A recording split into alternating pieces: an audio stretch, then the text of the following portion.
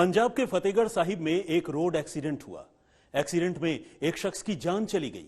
हादसे में लाश की हालत इतनी खराब हो चुकी थी कि उसे पहचानना मुश्किल था, लेकिन मारे गए शख्स के घर वालों ने फिर भी उसकी पहचान कर ली और लाश का अंतिम संस्कार भी कर दिया।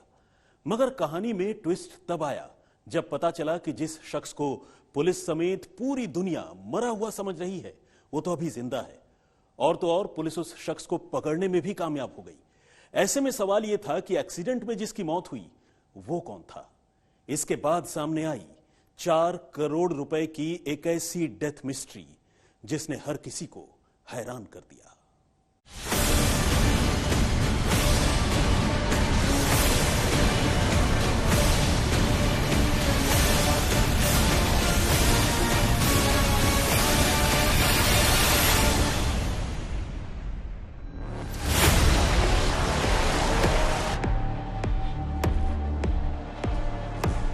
19 जून को पंजाब के फतेहगढ़ साहिब जिले के सरहिंद थाने में एक शख्स की गुमशुदगी की रिपोर्ट लिखवाई जाती है।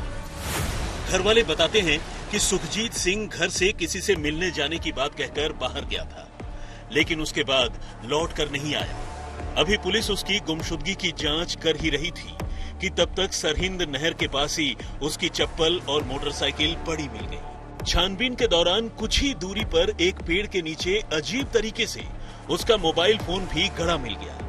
फौरी तौर पर देखें तो ये मामला सुसाइड का लगता था, जिसमें शायद सुखजीत ने अपनी बाइक और मोबाइल फोन जैसी दूसरी चीजें किनारे पर छोड़कर नहर में कूदकर जान दे दी थी। लेकिन मामले की छानबीन के दौरान पुलिस को दाल में कुछ काला नजर आया। सबसे बड़ा सवाल तो यही था कि आखिर सुखजीत ने खुदकुशी क्यों की।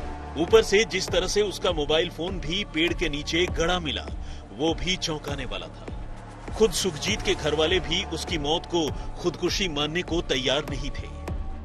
ऐसे में पुलिस ने मामले को संदिग्ध मानते हुए छानबीन आगे बढ़ाने का फैसला किया। फतेहगढ़ साहब पुलिस सरहिंद थाने ਦੇ ਵਿੱਚ 19 ਤਰੀਕ ਨੂੰ ਸਾਡੇ ਕੋਲ ਇਨਫੋਰਮੇਸ਼ਨ ਆਈ ਸੀਗੀ ਕਿ ਇੱਕ ਸੁਖਜੀਤ ਸਿੰਘ ਨਾਮ ਦਾ ਬੰਦਾ ਜੋ ਸਾਨੀਪੁਰ ਦਾ ਰਹਿਣ ਵਾਲਾ ਸੀਗਾ, ਉਹ ਮਿਸਿੰਗ ਹੋ ਗਿਆ। ਉਹਦੇ ਪਰਿਵਾਰ ਵੱਲੋਂ, ਉਹਦੀ ਵਾਈਫ ਵੱਲੋਂ ਸਾਡੇ ਕੋਲ ਇਨਫੋਰਮੇਸ਼ਨ ਆਈ ਸੀ। ਇਹਦੀ ਅਸੀਂ ਮਿਸਿੰਗ ਦੀ ਰਿਪੋਰਟ ਪਾਈ ਸੀਗੀ ਤੇ ਇਹਦੀ ਜੋ ਅੱਗੇ ਬਣਦੀ ਕਾਨੂੰਨੀ ਕਾਰਵਾਈ ਉਹ ਕੀਤੀ ਗਈ ਸੀਗੀ। ਉਸ ਤੋਂ ਬਾਅਦ ਜਦੋਂ ਇਹਦੀ ਸਰਚ ਕੀਤੀ ਗਈ ਤਾਂ ਸਰਹਿੰਦ ਨਹਿਰ, ਜਿਹੜਾ ਸਾਨੀਪੁਰ ਨਹਿਰ ਜਿਹੜੀ ਪਟਿਆਲਾ ਰੋਡ ਵੱਲ ਸੜਕ ਜਾਂਦੀ ਹੈ, ਉੱਥੇ ਦਾ ਮੋਟਰਸਾਈਕਲ ਤੇ ਕੁਝ ਦੂਰ ਇਹਦੀਆਂ ਚੱਪਲਾਂ ਤੇ ਇਹਦਾ ਫੋਨ ਇਹਦਾ ਦੱਬਿਆ ਹੋਇਆ ਸੀਗਾ ਇੱਕ पेड़ ਦੇ ਥੱਲੇ। उस चीज की रिकवरी हुई सी। जांच के दौरान पुलिस को पता चला कि सुखजीत की इन दिनों फतेहगढ़ साहिब के ही एक कारोबारी गुरप्रीत सिंह से गहरी दोस्ती हो गई थी। हालांकि ये मुलाकात नई नहीं थी, लेकिन गुरप्रीत तकरीबन रोजाना ही सुखदीप को पीने पिलाने के बहाने अपने पास बुला लिया करता था और इस बात को लेकर सुखजीत के घर वाले काफी परेशान थे। अभी पुलिस सुखजीत और गुरप्रीत के रिश्तों की जांच कर ही रही थी कि वो ये जानकर हैरान रह गई कि सुखजीत की मौत के साथ साथ उसके दोस्त गुरप्रीत की भी मौत हो चुकी है। और गुरप्रीत की मौत भी कोई सामान्य मौत नहीं, बल्कि एक रोड एक्सीडेंट में हुई है। ਤੇ ਬੜੇ ਹੀ ਪ੍ਰੋਫੈਸ਼ਨਲ ਤਰੀਕੇ ਦੇ ਨਾਲ ਫਤਿਹਗੜ੍ਹ ਸਾਹਿਬ ਪੁਲਿਸ ਦੀ ਜੋ ਟੀਮ ਹੈ, ਉਹਨਾਂ ਨੇ ਇਸ ਬੰਦੇ ਦੀ ਭਾਲ ਸ਼ੁਰੂ ਕੀਤੀ। ਸਭ ਤੋਂ ਪਹਿਲਾਂ ਜਦੋਂ ਭਾਲ ਸ਼ੁਰੂ ਕੀਤੀ ਤਾਂ ਡੀਐਸਪੀ ਪੀਬੀਆਈ ਗੁਰਬੰਸ ਬੈਂਸ ਦੀ ਟੀਮ ਨੇ ਇਹ ਗੱਲ ਇਸਟੈਬਲਿਸ਼ ਕਰਤੀ ਸੀਗੀ ਕਿ ਮਰਨ ਤੋਂ 15-20 ਦਿਨ ਪਹਿਲਾਂ ਤੋਂ ਇਹ ਇੱਕ ਗੁਰਪ੍ਰੀਤ ਨਾਮ ਦੇ ਬੰਦੇ ਦੇ ਨਾਲ ਇਨ ਟੱਚ ਸੀਗਾ, ਜੋ ਕਿ ਹੁਸੈਨਪੁਰ ਦਾ ਰਹਿਣ ਵਾਲਾ ਸੀਗਾ। ਇਹ ਜਿਹੜਾ ਗੁਰਪ੍ਰੀਤ ਨਾਮ ਦਾ ਬੰਦਾ ਸੀਗਾ, ਇਹ ਇਸ ਨੂੰ ਸ਼ਰਾਬ ਪਿਲਾਉਂਦਾ ਹੁੰਦਾ ਸੀਗਾ। ਇਹਨੂੰ ਥੋੜੇ ਬਹੁਤ ਪੈਸੇ 200, 300, 500 ਦੇ ਕੇ ਸ਼ਰਾਬ ਲਈ ਬੁਲਾ ਲੈਂਦਾ ਹੁੰਦਾ ਸੀ। ਇਸ ਗੱਲ ਤੋਂ ਇਹਦੇ ਘਰ ਦੇ ਬਹੁਤ ਦੁਖੀ ਸੀਗੇ, ਇਹਦੀ ਵਾਈਫ ਬਹੁਤ ਦੁਖੀ ਸੀ। ਇਸ ਗੱਲ ਤੇ ਇਹਦੀ ਵਾਈਫ ਨੇ ਜਿਹੜਾ ਗੁੱਸਾ ਵੀ ਜ਼ਾਹਰ ਕੀਤਾ ਸੀਗਾ। ਜਦੋਂ ਸਾਨੂੰ ਇਸ ਗੱਲ ਦਾ ਪਤਾ ਚੱਲਿਆ ਤੇ ਅਸੀਂ ਗੁਰਪ੍ਰੀਤ ਸਿੰਘ ਬਾਰੇ ਹੋਰ ਇਨਵੈਸਟੀਗੇਟ ਕਰਨ ਲੱਗੇ ਤਾਂ ਇਹ ਪਤਾ ਚੱਲਿਆ ਕਿ ਗੁਰਪ੍ਰੀਤ ਸਿੰਘ ਮਰ ਚੁੱਕਾ ਹੈ। ਉਹਦੀ ਮੌਤ ਦਾ ਜੋ ਵੇਰਵਾ ਦਿੱਤਾ ਗਿਆ ਉਹਦੇ ਘਰਦਿਆਂ ਵੱਲੋਂ ਇਹ ਦਿੱਤਾ ਗਿਆ ਕਿ ਉਹ ਐਕਸੀਡੈਂਟ 'ਚ ਮਰ ਗਿਆ ਤੇ 304 ਦਾ ਜਿਹੜਾ ਪਰਚਾ ਵੀ ਹੈ ਉਹ ਬਸੰਤਪੁਰੇ चौकी दर्ज है।